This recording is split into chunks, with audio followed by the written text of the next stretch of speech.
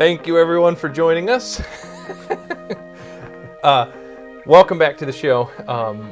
In last week's episode, we were discussing the aerospace auditor workshop that Russ had attended in Minneapolis and some things that you got out of that conference or learned anyway. How do you know I didn't learn new ukulele skills? You definitely didn't learn new ukulele skills. I suppose that. A good point. What we were talking about is what happened at the aerospace auditor workshop and how it might impact you. So yeah, if you missed last episode, definitely go back and watch it. Not only does it set the stage for what we talk about today, but you really want to get a sense of the disparity between auditors' mindset towards auditing compared to what the RMC wants them to be, how they want them to focus. So if you missed it, go back, check it out. We'll have a I link. There's a little I in the upper right-hand corner there. Click on that, and you'll see a link to last week's video. I'm looking around for the I. Keep looking. Check that out, and if you haven't already seen it. But why don't you bring us up to speed, though? Okay, well, the RMC, who manages the certification and registrations in America, they put on a conference that was at Minneapolis, and it was well organized, and the RMC, they know what they're doing, and they presented a number of different presentations on how to interpret the standard and things that were confusing. A lot of discussion went on, and I thought they did a great job. The whole purpose, I felt, from the conference was to not only discuss areas that were new and how they might be interpreted, but also how to calibrate the auditors, bringing everybody on the same page. And as we discussed the last time, some of that was different. Yeah, they really put a lot of effort into getting the auditors to understand what's expected of them, and the RMC tries to equip the auditors to be able to do that, but you said that wasn't really the case this year. Yeah, last year, of course, nobody was familiar with the standard, but now everyone has been through the training and all that stuff, and so there's a lot more solidified on their views, and some of it was somewhat bizarre. Maybe even call it baggage. Yes. Which really complicated the RMC's job of calibrating those auditors to understand what their role is and how to conduct their audits. Exactly. So we wanted to go into a hot topic this time, but before we do that, the one thing I did want to bring up was one of the slides that was put out by the RMC for all the auditors, and it was when we were discussing identification of interested parties and how you manage that, which is a key part of context of the organization and feeds right down to some of the stuff we're going to talk about today. The RMC pointed out that there were specific things that they would anticipate would result in a nonconformity. So I thought, we've got the slide right from their presentation that they made there to the auditors. So this is how the auditors are supposed to be interpreted. I thought it might be useful if we read this so that, and we'll put it up. Yeah, we'll put it up on the screen. Okay. Well, what it says is, when does this become a nonconformist during an audit? And what we're discussing at this point, the slide's out of context, but this slide was talking about identifying interested parties. There are two circumstances when a nonconformance is likely appropriate. One, if you have no evidence or limited evidence of an implemented process. Remember we talked about you needed a process for identifying, or no evidence or limited evidence of an implemented process for monitoring or reviewing information, methods shown on the previous slide that would represent a violation of AS 9100, AS 910, AS 9120, whatever, clause 4.2.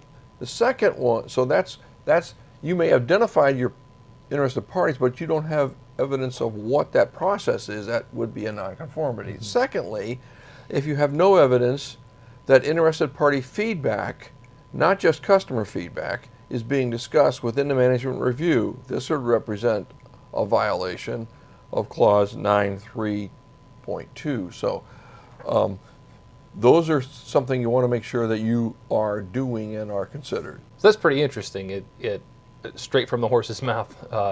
You know, but that does lead us into what we're going to talk about this week, which was another hot topic that you. Yes, one of the hot topics, that probably the hottest topic that was discussed in this thing, as part of context of the organization was risk management. So that was a big topic, big arguments. Organizational and operational risk, which are two different types of risk, although they can certainly be interrelated. Right. You should have been speaking at the workshop. I can teach you a couple ukulele skills. Right. As much as the RMC kept trying to get folks on a consistent view, I kept hearing clueless remarks from auditors in these sessions so I know they didn't quite get the understanding of the differences here and how they're supposed to be interpreted. Yeah, and the danger there is these are the people that are going to be in your organizations auditing your company. So how will they interpret what you're doing? Exactly. And so again, the key here is making sure you're fully grounded and that you're able to defend and present these methodologies in a coherent way that it's going to make you a whole lot better. Yeah, situation. showing that you've thought it through. You can defend your reasoning and your processes. But can we give everyone out there some suggestions on this topic and help them think through the process? Yeah, I think we can. We can look at organizational risk versus operational risk, and organizational risk is really brought into this context as part of context of the organization. So it's when you're doing a SWOT analysis and when you're breaking down those opportunities and risks. That's the organizational risks. Right, and a clause 4 is context of the organization, and there are 4 subclauses, and they are 4.1, understanding the organization and its context. 4.2 is understanding the needs and expectations of interested parties. 4.3, determining the scope of the QMS, and 4.4 is quality management system and its processes. So when looking at how these tie together, when you're doing that analysis, when you're identifying opportunities and risk in 4.1, it flows right down. So now you get into 4.4, which you will recognize is process management, and it talks about in there how that's to be managed. Yes. So again, we'll throw this up on the screen. Let's read through that quickly. It says, the organization shall determine the processes needed for the quality management system and their application throughout the organization, and shall determine A, the inputs required and the outputs expected from these processes, B, the sequence and interaction of these processes, C, the criteria, methods, including measurements and related performance indicators needed to ensure the effective operation and control of these processes, D, the resources needed and ensure their availability, E, the assignment of the responsibilities and authorities for these processes, F, the risks and opportunities in accordance with the requirements of 6.1, and plan and implement the appropriate actions to address them, and G, the methods for monitoring, measuring, and as appropriate, evaluation of processes, and if needed, the changes to processes to ensure that they achieve intended results. So we want to focus on 4.4 in F, where it talks risk and opportunities. Where do you think those risks and opportunities come from? Well, they're going to come from defining the context of the organization. Specifically, you'd be addressing the risks and opportunities that would come up during like a SWOT analysis, and then taking those into consideration, the needs of the interested parties. Exactly. So first you need you need a methodology how you're identifying those risks and opportunities, and those are different than operational. Those are organizational. And secondly, it points you to 6.1. And so if you don't have a robust process in place on how you're going to handle those risks and opportunities, you're liable to be toast in the audit. Again, you think your way through this. Right. And if you have a robust process in place, you can defend to somewhat clueless auditor, and you can also, to auditor really knows what understands this interpretation, they'll fall right with what you're doing. Yeah. So. Okay. So operational risk. We're going to talk about that when we get back to our original topic, operational planning and control. Yes, good point. And they are related, but as you can see, they are different. Okay. So when we come back, we're going to talk about one of the primary ways we've heard several auditors saying they intend to audit organizational risk.